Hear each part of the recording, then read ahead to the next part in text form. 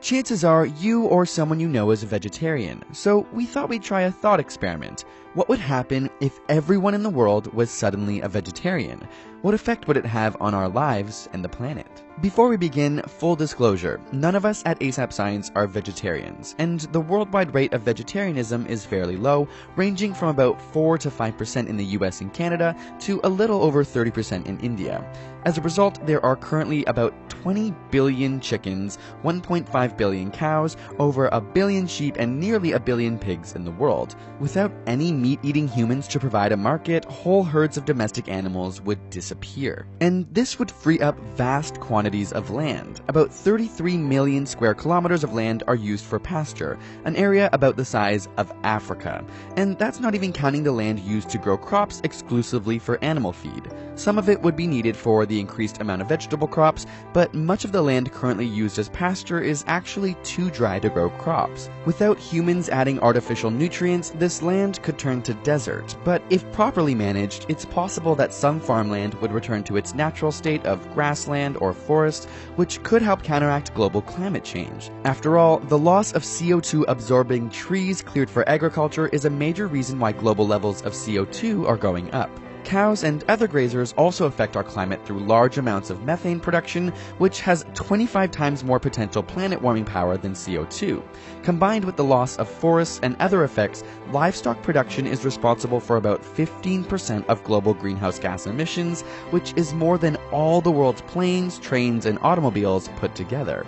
In fact, many scientists believe that reducing meat consumption may be one of the best strategies for managing climate change. A vegetarian diet would also greatly reduce water consumption. Around 70% of global freshwater consumption is used in agriculture. It takes 15,000 liters to make a kilogram of beef, 6,000 liters for pork, and 4,000 liters for chicken. Compare this with 1,600 liters for cereal crops, 900 liters for fruit, and 300 liters for garden vegetables. Of course, a kilogram of meat packs many more calories than the equivalent weight of fruit, but even if you compare the ratio of water per calorie of available food energy, beef is still 5 times more water intensive than fruit, 7 times more than veggies, and 20 times more than cereal. So are there any downsides to a vegetarian diet? Well, we'd be left without a cheap source for many byproducts of livestock like leather from animal hides or animal fats, which are used in cosmetics, candles, and detergents. And while vegetable-based alternatives do exist, their production would need to increase, meaning more land dedicated to growing crops and less restored to its natural state. A more complicated fact is that raising and processing animals is a full-time job for more than 1 billion people, most of whom are small-scale farmers in the developing world.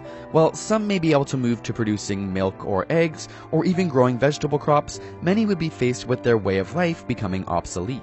Of course, any increase in vegetarianism is likely to be a gradual process rather than a sudden cutoff, and surprisingly, the trends are actually in the opposite direction. In places like India and China, people are becoming wealthier and, as a result, consuming more meat, which effectively cancels out the declines we see in other countries. So, we actually tried to go vegetarian for 21 days straight as an experiment in our new ASAP Thought episode. Check out the video if you want to see how it went, what we learned in the process, and how we felt about it both mentally and physically. And subscribe for more weekly science videos.